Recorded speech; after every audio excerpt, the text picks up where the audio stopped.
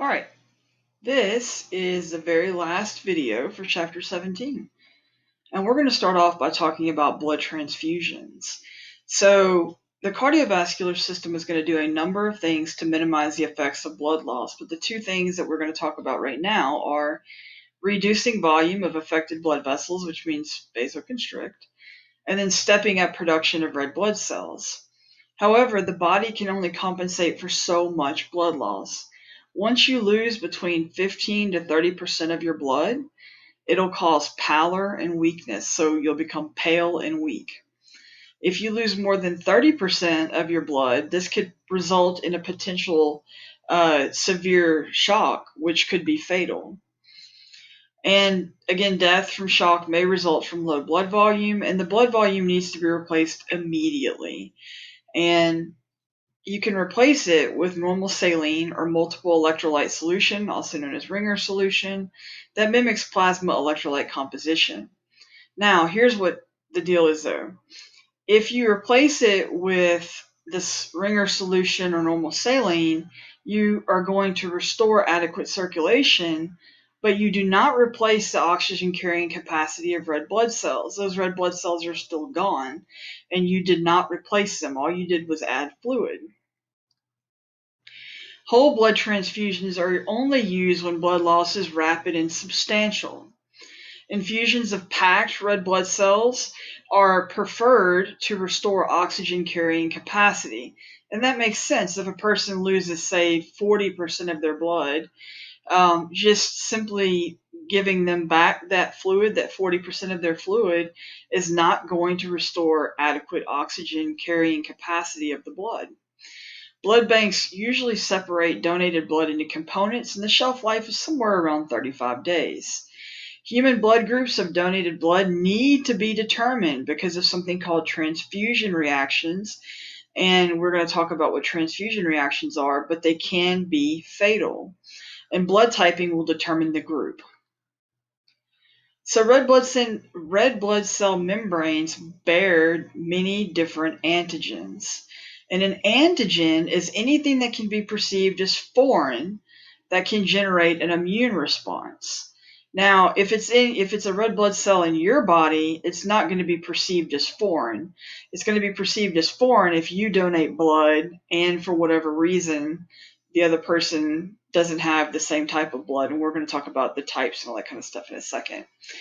But red blood cell antigens are referred to as agglutinogens because they promote agglutination. And agglutination is clumping of blood, and it's actually not good at all. A mismatched transfused blood is perceived as foreign and may be agglutinated and destroyed, and it is a potentially fatal reaction. Humans have at least 30 naturally occurring red blood cell antigens. And the presence or absence of each one is going to be used to classify the blood into different groups. However, some blood groups like M&S, Duffy, Lewis, they're only weak agglutinogens, and so they're usually not typed unless the patient needs a number of transfusions. So in other words, if a patient just needs one transfusion, these are not going to be typed. Antigens of A, B, O, and Rh blood groups cause the most vigorous transfusion reactions. Therefore, they are the major groups typed. So ABO blood groups are going to be based on the absence or presence of two agglutinogens, A and B, and these both are going to be found on the surface of a red blood cell. Somebody who has type A blood has only the A agglutinogen. Type B blood, only the B agglutinogen. Type AB, both A and B agglutinogen, and type O has neither. And then blood may contain preformed anti-A or anti-B antibodies, agglutinins, and these are going to act against transfused red blood cells with ABO antigens not present on recipients' red blood cells. And what this means, and we're about to look at a picture in a second, a blood typing picture. No, we're going to look at a table. Anyway, if you have type A blood, that means that you have the A agglutinogen. It also means, more than likely, you have anti-B antibodies. Okay? So if you're given type B blood, those anti-B antibodies are going to cause something called agglutination, which is clumping. And it is going to cause clogging of the blood vessel. It causes a number of things. And again, it can be fatal. Anti-A or anti-B form in the blood at about 2 months of age and reach adult levels between 8 to 10 years of age.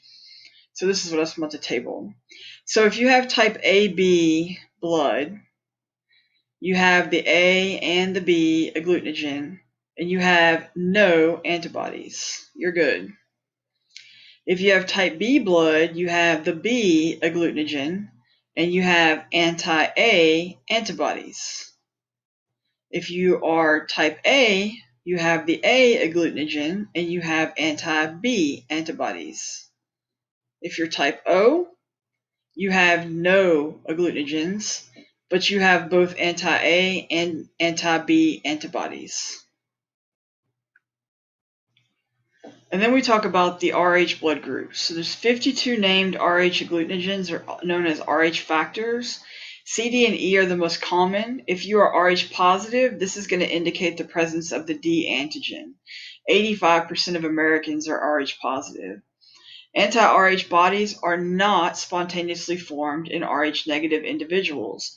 So, whereas, again, I believe I have type A blood, which means that I'm going to have the A agglutinogens and anti-B antibodies. But I'm also, let's just pretend I was Rh negative, okay? I don't think I am, but let's just pretend I am. Rh negative, which means that I would not have the we'll just call it D, antibodies floating around. So anti-Rh antibodies form if Rh negative individuals receive Rh positive blood, or if Rh negative mom is carrying an Rh positive fetus. Second exposure to Rh positive blood will result in a typical transfusion reaction. All right, so the transfusion reaction itself is going to occur if mismatched blood is infused. The donor cells are attacked by the recipient's plasma agglutinins, and it agglutinates and it clogs small blood vessels. Then the blood cells will rupture and release hemoglobin into the bloodstream. This is going to result in a number of things. First would be diminished oxygen carrying capacity. The second is going to be, because you're clogging the small blood vessel, you're actually going to block blood flow beyond the blocked blood vessel. And then finally, the hemoglobin that's released into the bloodstream can actually lead to renal failure. Symptoms include fever, chills, low blood pressure, rapid heart rate, nausea, vomiting, and then treatment would be to prevent kidney damage with fluids and diuretics to wash that hemoglobin out. Typically, we consider somebody who's O negative a universal donor. They have neither A nor B antigens, and somebody who's type A, B positive would be a universal recipient. They have no anti-A or anti-B antibodies. Again, this is misleading because there's other agglutinins that cause transfusion reactions that also must be considered. Then we have autologous transfusion, and this is where a patient predonates his own blood, which is stored and then available if needed. So blood typing. The way we blood type is that we take donor blood and we mix it with antibodies against common agglutinogens. If the agglutinogen is present, clumping of red blood cells will occur. Blood is typed for ABO and Rh factor the same manner. This particular image is just showing A and B. So this person, you can see we have clump. Okay, so this would be anti-A, and anti-B is what's being added to the blood. So this person, there's clumping with A, there's clumping with anti-B. This means this person has type AB blood. If there's only clumping with A, then that means that this person's type A. Only clumping with B, type B, and then neither one of them are clumping, so this means this person has type O blood. And now we finish off by talking about diagnostic blood. Or actually, we're not finishing with diagnostic blood tests. We finish with development. of blood. Anyway, examination of blood can yield information on a person's health. So, for example, low hematocrit is seen in cases of anemia. Blood glucose tests check for diabetes. Leukocytosis, which is an increase in white blood cells, can signal some kind of an infection.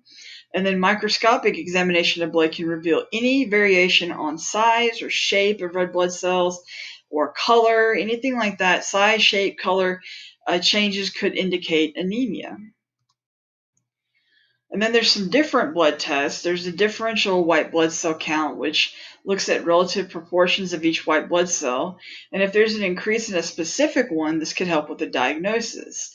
For example, if there was an increase in eosinophils, one may consider a parasitic worm as a problem, as the cause of the infection or whatever the problem is. Because remember, eosinophils target parasitic worms.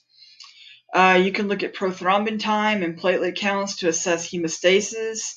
There's also a CMP, which is blood chemistry profile that checks various blood chemical levels. And then this abnormal results in that can indicate either a liver or kidney disorders. And then there's a CBC, which checks formed elements, hematocrit, and hemoglobin. And then finally, developmental aspects of blood. So fetal blood cells form in yolk sac, liver, and spleen.